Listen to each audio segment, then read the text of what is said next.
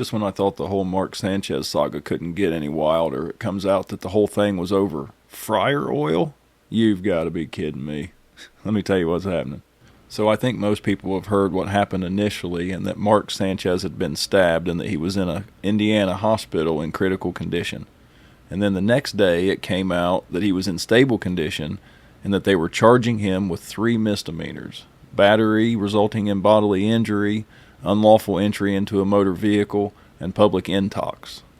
And it's only gotten worse for Mr. Buttfumble from there. Tuesday, he actually went to court, and they have decided to add a felony 5, battery resulting in serious bodily injury, to the 3 misdemeanors. And that felony carries a 1 to 6 years and $10,000 fine with it. And after court, they made the affidavit public, which let us know exactly what happened. So Friday night, Mark's out in Indianapolis drinking, and just after midnight, he decides to take a jog, and he's jogging, drunk jogging, past the Westin on his way towards the Marriott when he sees a truck backed into an alley with someone sitting in the driver's seat. So he circles back and goes into the alley and opens the driver's door of what turns out to be 69-year-old Perry Toll, who had just arrived at the Westin to change out the fryer oil that he does every week. Naturally, confused as hell, Perry goes ahead and climbs down, and that's when Mark proceeds to tell him that he has spoken to the manager and that the manager does not want him there. Perry, unsure what to do exactly, says, well, I need to call my manager and see what's going on, because he thinks this guy might be another manager for the Westin. But before Perry even has time to react, Mark starts climbing up in the driver's side of Perry's truck and ruffling between the seats. Naturally, Perry says, hey man, what the hell are you doing? Get down from there. So Mark proceeds to go ahead and get down and just keeps repeating himself that he had spoken to the manager and that the manager did not want Perry there. Then Mark's dumbass decides to start climbing up in the truck again. And that's when Perry knew he had a serious problem on his hands. So he tries to go for the cell phone that's in between the seats, and Mark blocks him.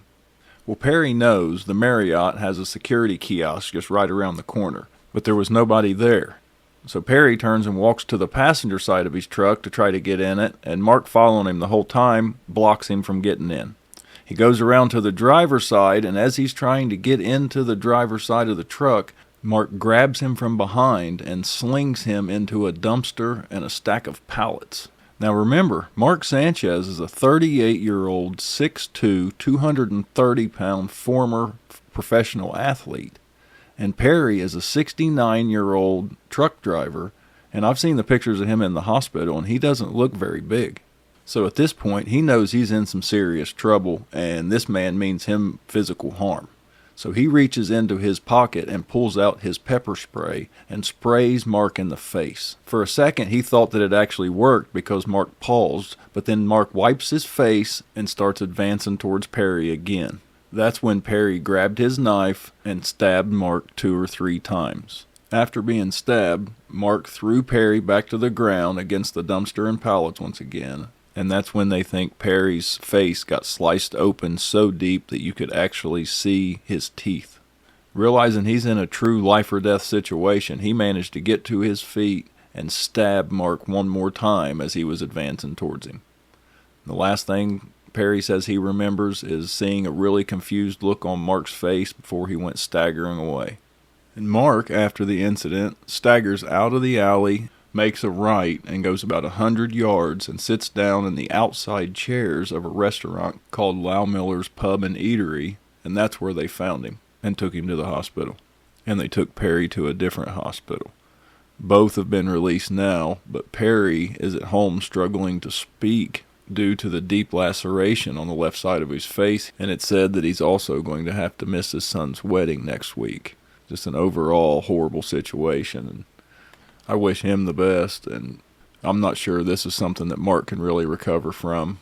I'm not sure how you do damage control on something like this, but the American sports world does seem like a pretty forgiving place, so it's all going to depend on how Mark acts in the next few days or weeks, I would imagine. I'll keep you updated as soon as we learn more. Thanks for tuning in.